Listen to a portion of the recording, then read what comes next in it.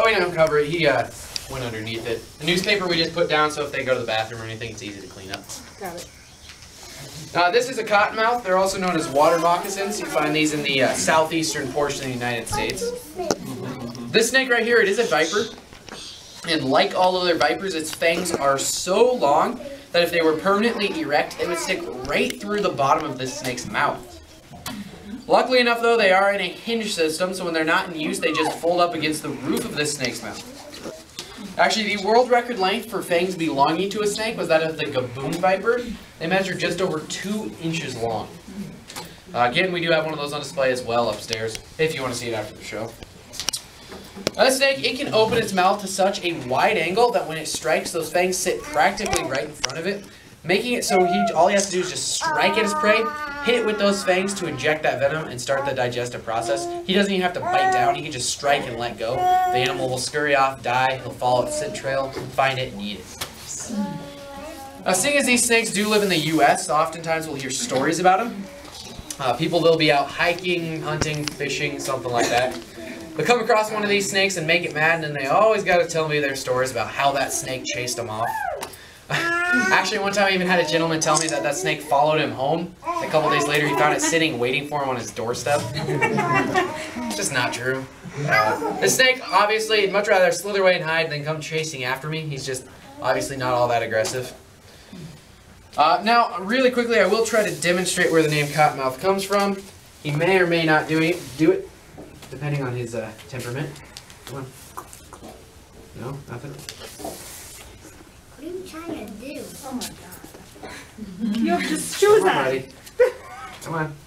Even if I had boots on, he would still be able to get through it. Well, he's not doing too much right now, but the name Cottonmouth comes simply because of the very bright white colorations on the inside of their mouth. Again, he's not doing too much. He's too used to me. He's been doing shows for about a week now, so he's kind of calming down. He'll get switched out soon. But anyway, again, bright white coloration is on the inside of their mouth. And the reason they have that is in the wild, greatly contrasting colors are simply a warning sign. So if an animal or a human, whatever, comes up to him and starts harassing it, all he's got to do is open that mouth. They see that bright white against this dark black-gray scalation, and they know, hey, this animal's dangerous, needs to be left alone. Another good example of that would be like the coral snake. It's got really bright reds and yellow colors. Just again, a warning sign saying leave it alone. Now, these are very aquatic as far as snakes go. That's why the other common name is water moccasin. They will oftentimes eat frogs and fish and a lot of aquatic life. Questions about the cottonmouth in Australia? It would only take 1 milligram of that snake's venom to kill an adult person. On average, that snake's going to inject between 100 and 150 milligrams into its prey. Now, I'll give you a little bit better of an idea of what 1 milligram is. If you were to take one original chocolate M&M, just a little M&M, you put that on a scale, it does weigh 1 gram. Now, if you were to cut that M&M into 1,000 equal-sized pieces, it would only take one of those pieces to kill me. Luckily enough, though, that snake is found in a very remote part of Australia. People rarely come across them, and there's only in all this time ever been 1 reported human fatality. On the other hand, if we're talking about the snake that kills the most people, by definition, that does have to be one of the most common snakes in the world, and one of the most densely populated parts of the world, where people, they often go barefoot and medical attention's not necessarily always available. As you may have guessed, that would be Asia, and I'm sure some of you have probably seen this snake before. Uh-oh, where'd it go? You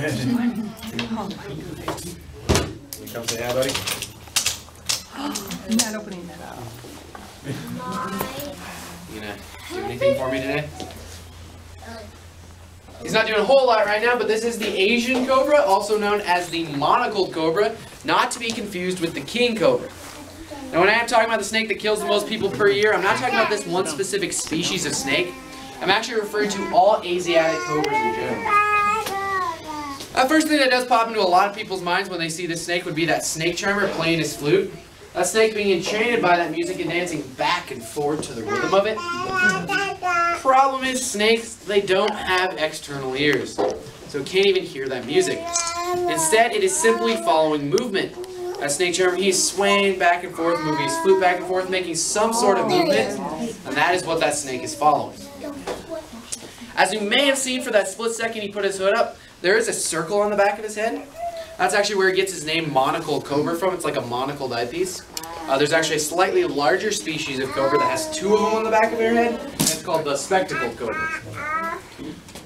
Now these snakes, they do strike in a forward and downward motion. It's relatively slow. Theoretically, I could get in the way of this snake and then dodge it before it has a chance to bite me. You're not going to see me trying to do that today. A couple reasons behind that. First, this snake, its venom is about 40 times more toxic than cyanide. The fastest reported human fatality was just under 10 minutes. Guy had an allergic reaction to the venom, but still, you do never know if you're allergic. And then the other reason is simply because this snake, when its hood is down like it is right now, it'll strike just as fast as any other snake species. Probably the most familiar characteristic of a cobra, which this guy isn't sharing too much today, would be its hood. Now, the hood of a cobra is made up of elongated ribs in the snake's neck. When that cobra feels scared, it will raise that hood in order to look bigger and more threatening. Obviously, he is not too afraid of me today either. We got some calm snakes, I guess. Questions about the cobra?